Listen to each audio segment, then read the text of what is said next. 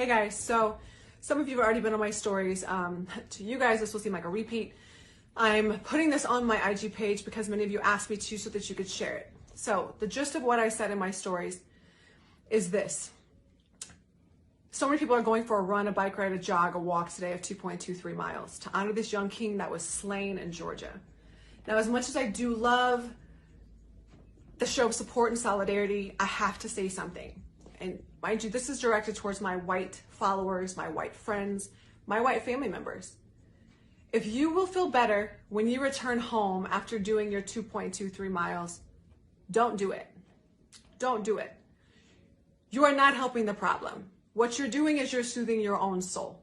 You are feeling as if you are part of something, as if you are supporting something.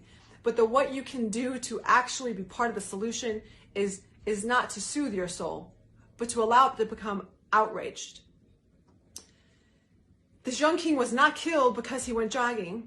He was killed because he went jogging in America while he was black and was confronted by racists. See, there's two different Americas, y'all. I've been saying it for a while. I've said it on my stories. And by the way, I've said it on my posts. And when I do, just so you guys know, I get a lot of shit in my DMs from racist people. But it's never going to stop me from saying it. There's two different Americas. There's one if you're white, and there's one if you are every other minority in America, especially if you're black or brown. If you are not willing as a white person to confront racism in your neighborhood, at your workplace, in your friend group, or in your own family, you are part of the problem. Okay? Again, stop looking for ways to make yourself feel better and start looking for ways to make the situation better. Confront racism. Use your voice. Here's the other thing. I hate when I hear someone say to be a voice for the voiceless. You are not a voice for the voiceless. Every minority in America has a voice that has been used strongly and loudly for centuries.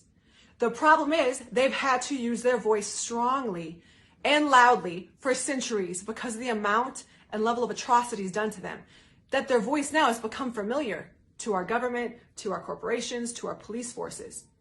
Your voice is not familiar. Your face as a white person is not familiar. You take up the fight. You use your white voice, your white face, your white privilege to speak up, to yell racism, to yell inequality from the fucking rooftop. That is your job. That is what you can do.